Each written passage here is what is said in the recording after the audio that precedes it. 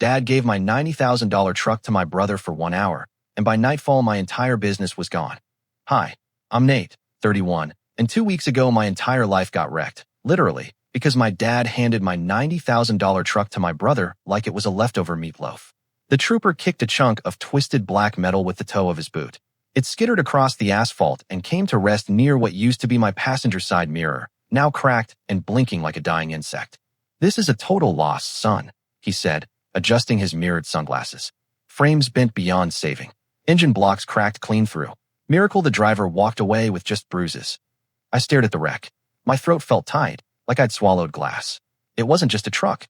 It was a 2025 Ford F-450 Super Duty, crew cab, dual rear wheels, 6.7L power stroke turbo diesel, fully spec'd out with a tow package and custom racks I installed myself. It was everything. My business plan. My 5 year sacrifice of working back-to-back warehouse jobs, missing birthdays, holidays, and all the stuff normal people do.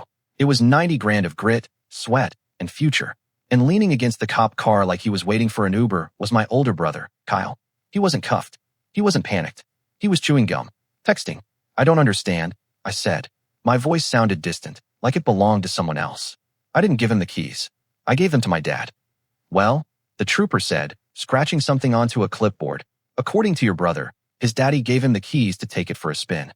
Just to the liquor store. Lost control going 65 in a 35, wrapped her around that telephone pole." He pointed to the Bentwood like he was pointing out wildlife. "Take it up with them. I just need your insurance info." My guts turned to cement. My insurance. My commercial policy. The one I spent weeks setting up. The one that only covers named drivers. Me. My name's Nate. I'm 31, and I had a dream. Not a mansion and yacht dream. A diesel, freight hauling, independent owner-operator dream. I wanted to build something real. Hauling freight on my terms.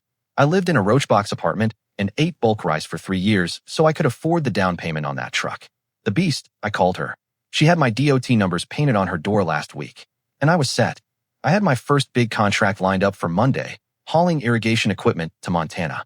A $4,000 payday. It was Friday night. At 1:15 p.m., my dad called. "Nate," he said, "can I borrow the truck real quick? Just for an hour. Gotta move that antique sideboard to storage for your Aunt Jen. My Tundra's dead, battery or starter, I don't know. I'll be the only one driving." I hesitated. "Dad, no. This is my livelihood. It's not a moving van." "I changed your diapers," he said, pulling out the classic guilt bomb. "Family helps family. 1 hour, son. I swear." I caved. "Only you," I said. "No Kyle. Not even for a second. You know how important this is." "Of course not," he promised. "Kyle's not even here."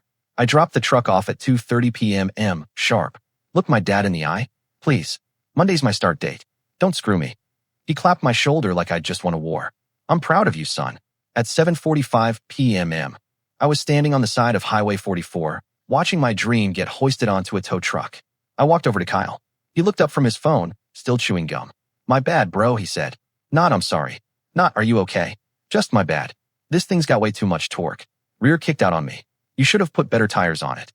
I saw red. I had to lock my jaw to stop from lunging at him. "What were you doing driving it?"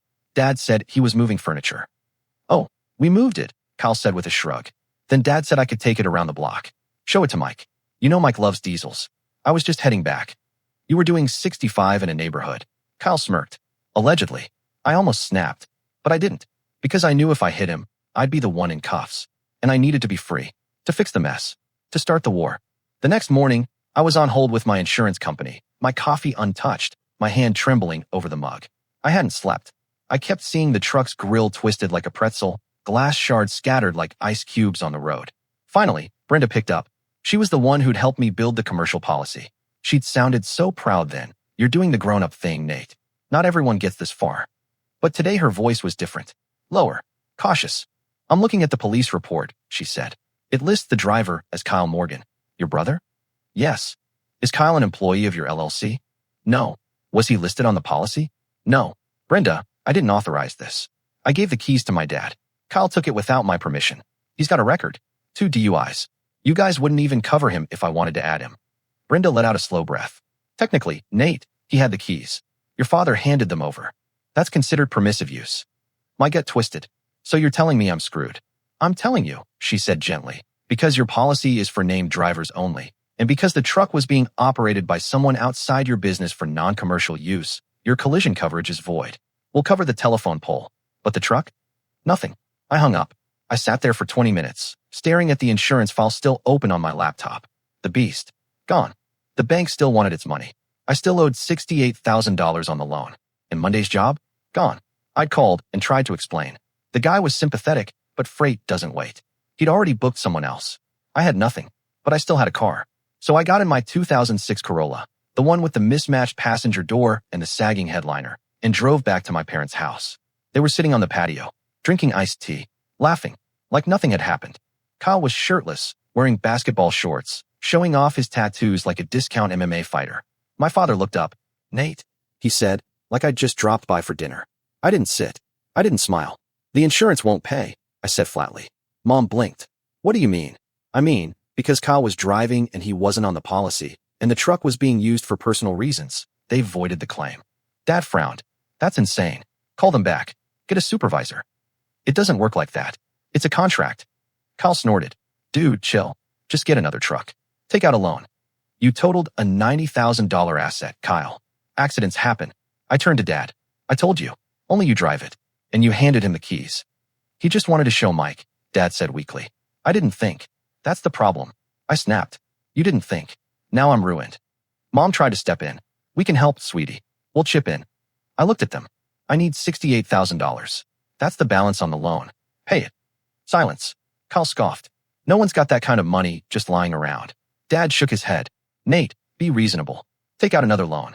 Get a cheaper truck. Start small." My jaw clenched. "You expect me to clean this up?" Dad set his glass down hard. "That's life. You bounce back. But don't come in here demanding money like we owe you something." "You do owe me," I said. "You broke it. I pay for it. That's not life. That's theft." Mom's voice trembled. "You can't put a price on family. Blood forgives." I shook my head. Blood didn't pay for the truck. I walked out. Mom called after me.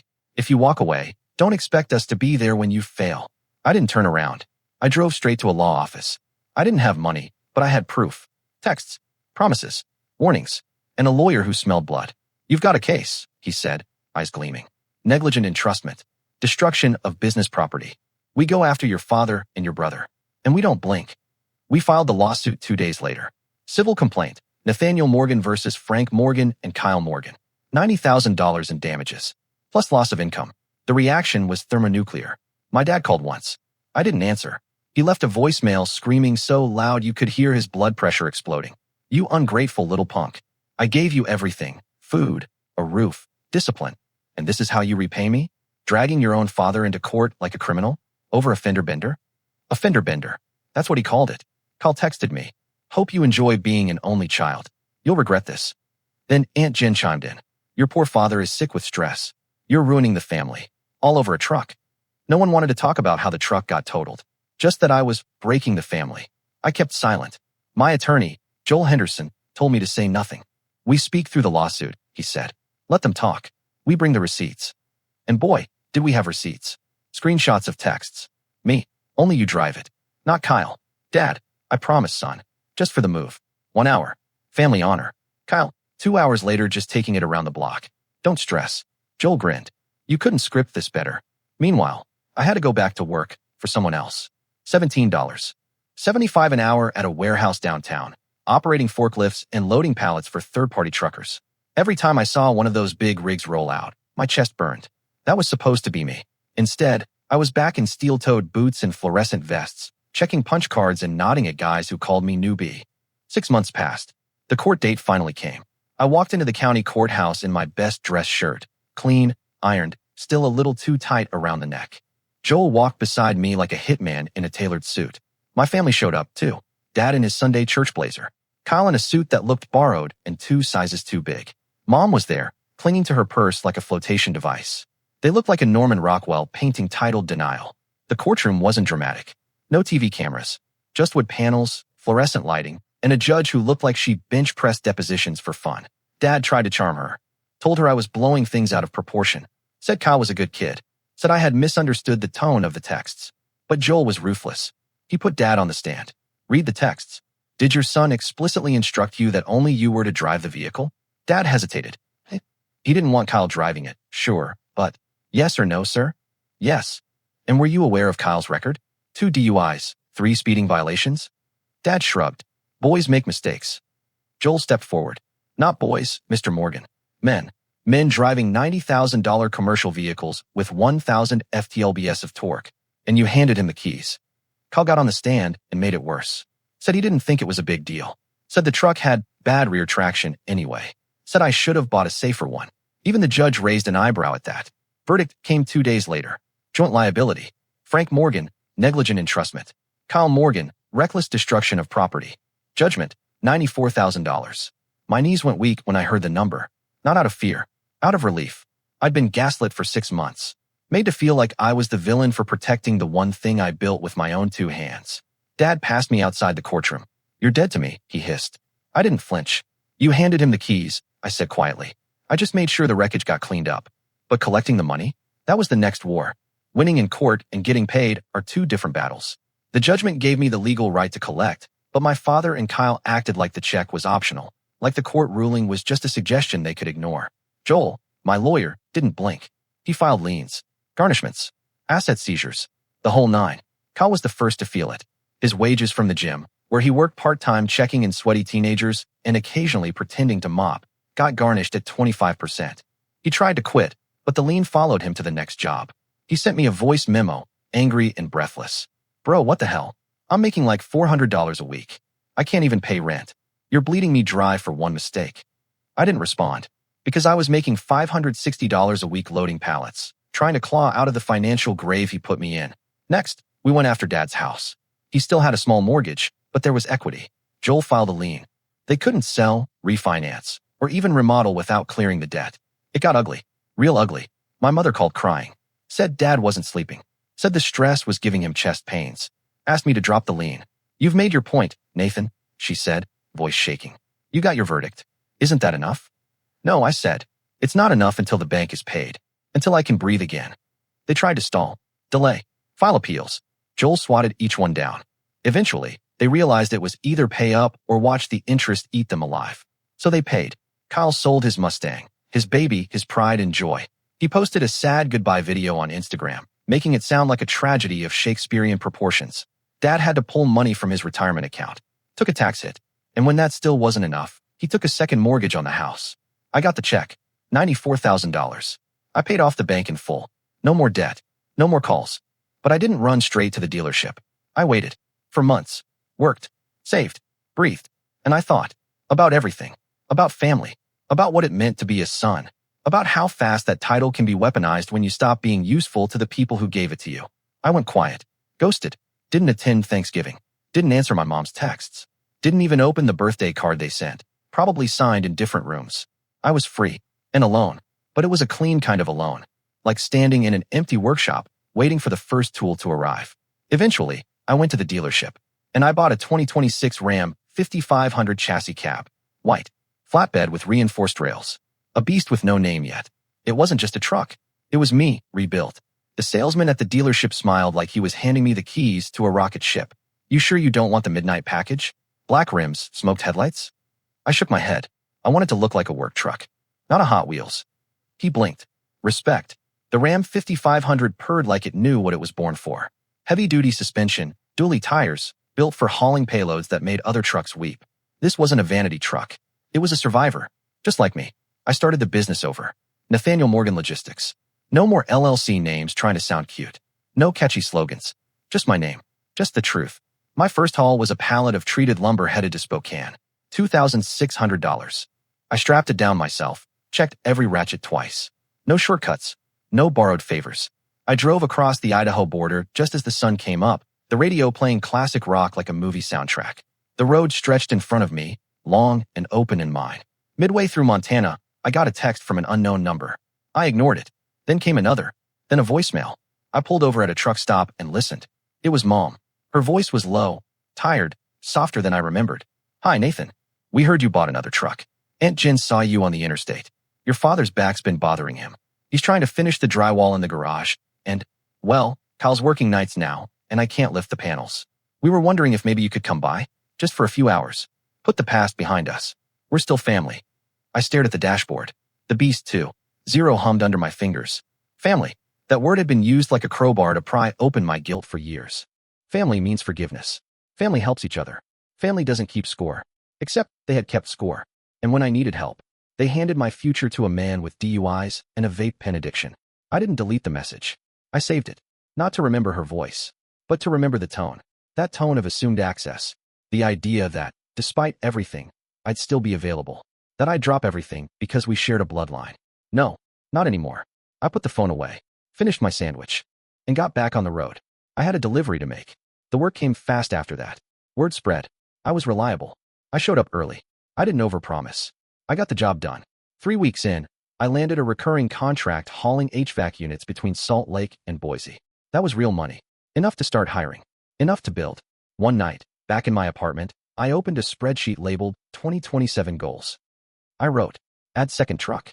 Hire one driver. Trailer upgrade. Never call Kyle back. I laughed. Harder than I had in months.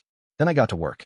3 months into the rebuild, I was hauling a load of steel beams to Twin Falls when my phone buzzed on the dash. Hands-free picked it up automatically. Call from Kyle. I almost swerved. I hadn't seen that name pop up since the courthouse.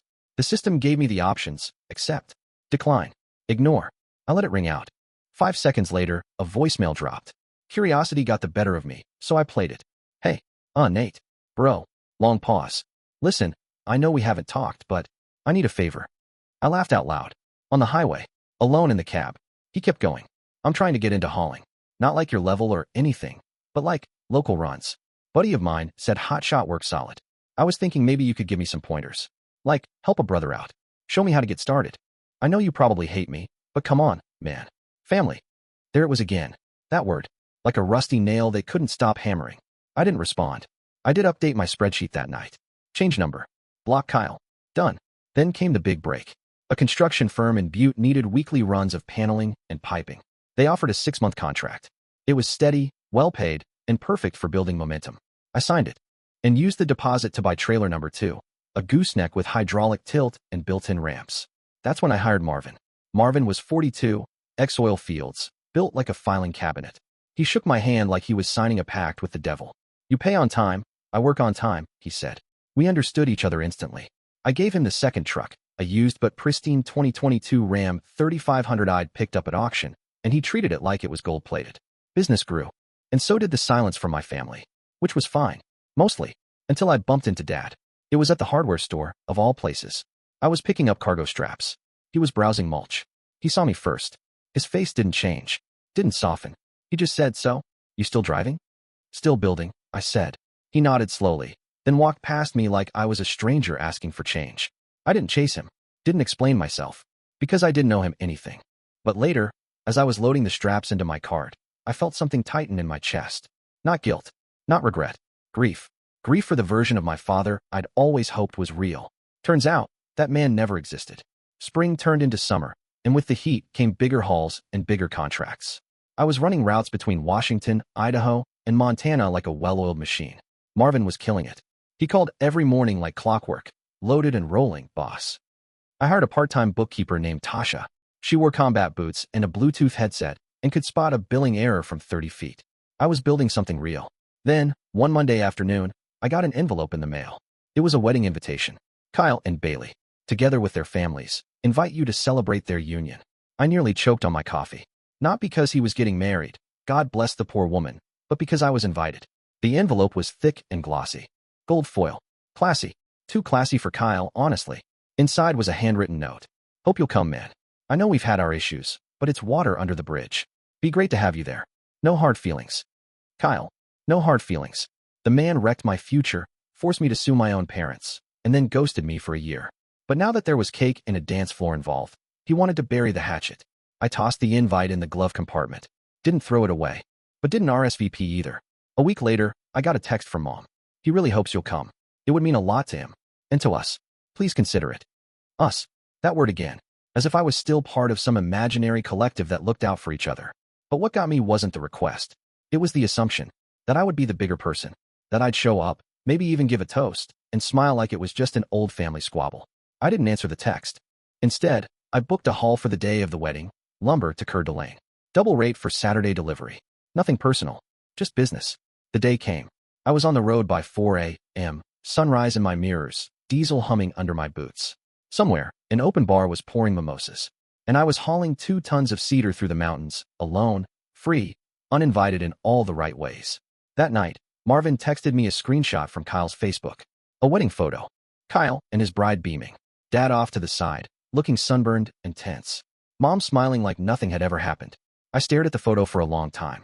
Then I muted Kyle's account. Not out of spite. Out of peace. I didn't need to scroll through a timeline where the wreckage of my life was a forgotten footnote. I had my own timeline to build, and it was hauling just fine without them. 6 months later, I had 3 trucks, 5 regular clients, and 0 voicemails from my family. Business was booming. Marvin got promoted to lead driver. I leased a small office space. One morning, I got a letter. It was from my dad. No return address. Just 4 words scrawled in uneven handwriting. You proved your point. No apology. No ownership. Just that. I folded the letter, slid it into a drawer, and went back to work. Some bridges stay burned, for good reason. The fall brought frost and a new contract hauling solar panels to Eastern Oregon. On one trip, I passed the same curve where Kyle wrecked my first truck. The telephone pole was still there, replaced, clean, untouched. I slowed down, heart tight, then pressed the gas. That wreck didn't define me anymore. At a rest stop, Marvin handed me a coffee. Boss, he said, we're killing it. I nodded. Not revenge. Not spite. Just success. Earned. Built. Mine. Winter came early. Snow dusted the mountain passes by October, and contracts kept rolling in. I hired a 3rd driver. Bought another trailer. Moved into a better apartment with windows that opened and walls that didn't smell like old socks. One night, I parked the Ram and just sat there, engine cooling, fingers tapping the steering wheel. Across the lot, another driver was unloading, young guy, maybe 22, wide-eyed and tired. I remembered being him.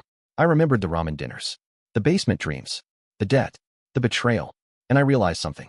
I wasn't angry anymore. Not at Kyle. Not even at Dad. I was done being their punching bag, and I didn't need them to say sorry. I didn't need them to understand. I had rebuilt my life from scorched earth, and it was stronger than it had ever been. That night, I took the old voicemail from Mom, the one asking me to come move drywall, and deleted it. Then I turned off my phone and slept like a man who knew he'd already won.